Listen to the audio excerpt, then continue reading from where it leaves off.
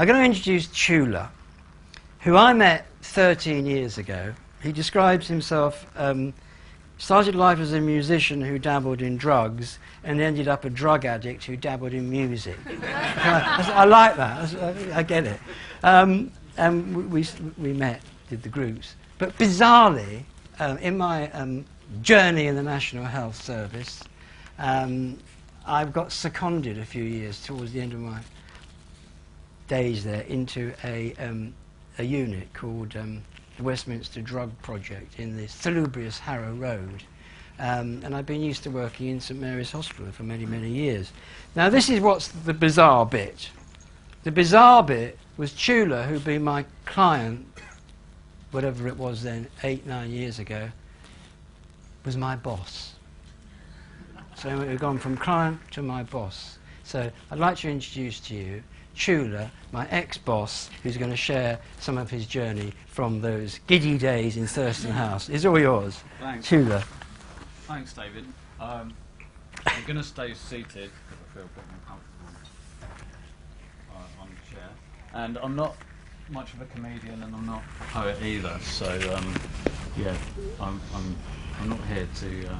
I'm not the person who's going to entertain today. I'll leave that to the experts. But I am going to kind of just bring, I suppose, a bit of grounding to why we're all here, because, you know, we're here because of addiction. And we all know that, you know, addiction ends one of 4 ways: trials, institutions, and deaths, or recovery. And when I first met David, I was in Thurston House, and he was coming in, and the group was divided.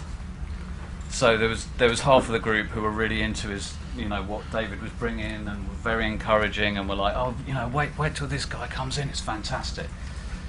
And then there was the other half of the house who were moping around, going, oh no, it's a miracle man's coming this morning.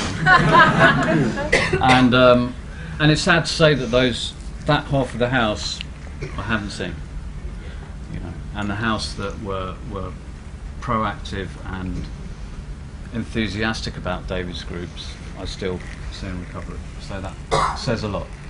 And the reason they said that was because David used to come in and start his group with, "You're all miracles." And as I've explained, half of the group were like, "Yeah," and the other half were like, and you know, it really is true. You know, for many of the people who I was in Clouds and Thurston House with, and many of the people who have become my fellows in recovery, it is a real miracle that we're sitting here today. And my story starts with being a 4-year-old child and experiencing my mother going blind. And this happened over a short period of time, very unexpectedly.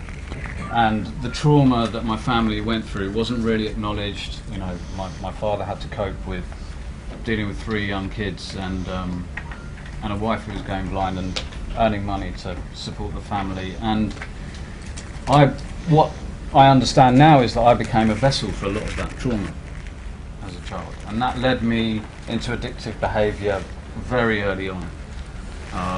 And obviously it wasn't drugs and alcohol at 5 years old, but it was anything and everything to take me away from those feelings that I was absorbing from my surroundings and the situation. And I've learnt as a therapist, you know, attachment issues, abandonment, rejection, all those things that I carried into my active addiction. And it propelled me into some very dark places, and I was a victim of childhood sexual abuse when I was 9 years old, and it was this that sparked off my active music.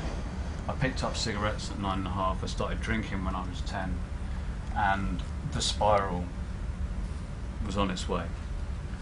I'm a musician, I did it for a living, and along with that came a lot of, as I said, dabbling in drugs to start with, and then it overtook, and I found myself at the age of 25 being dropped by a record label, all my dreams completely shattered by my addiction, on a very high methadone script, and as much heroin as I could possibly get hold of.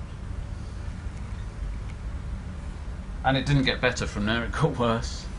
But I was fortunate enough to find myself going into clouds in 2003 and then meeting David shortly after in Thurston House. And as David was saying, our relationship has taken on, you know, different forms, and being fellow musicians, we shared a stage at one of the World Conventions in Barcelona, which was an amazing experience. And we developed a friendship throughout that time. And then in 2010, wasn't it? I became David's manager, which was a very surreal experience, having to make sure that he did his paperwork. Still haven't finished it. Sending him on Happy Computers training. Yeah. I've had many members of staff, but I haven't had many that struggle with emails quite so much. And spreadsheets. Oh, don't say spreadsheets. No, don't swear here. But it was great for me. It was great to have you in that team. And I remember that, you know, it was voluntary sector, so it's very harm reduction focused. Yeah. And David came in flying the abstinence recovery flag, and being a manager, I was able to give him a chunk of our structured day program and our other programs that serve, you know, all the clients in North Westminster. And what I will say is that, because I've kept tabs over my 11 years in the field, and in the 3 years that you were there, more people got into long-term recovery than the 6 years previous. You know, I believe, you know, your groups and your approach and your abilities really had a strong impact on those clients. And I still speak to a lot of those clients today. Thank you. And it's just been, for me, to come into the field and then, you know, have you there and share that journey with you. It's been, you know, it's been a real privilege. And just to tell you a bit more about where I've come. So, from that failed musician, heroin addict, coming into the field, I've then qualified as a therapist. I'm currently lecturing on the addiction counselling and psychology masters at South Bank. I write regularly for Intervene magazine. I have a private practice. I'm setting up a psychotherapy group with one of my colleagues, and you know, I have a mortgage. my life is beyond anything that I could have possibly imagined. And yeah, treatment, fellowship, and David, amongst many others who have supported me, have made that possible.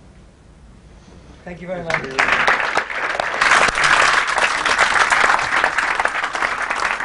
Thank you.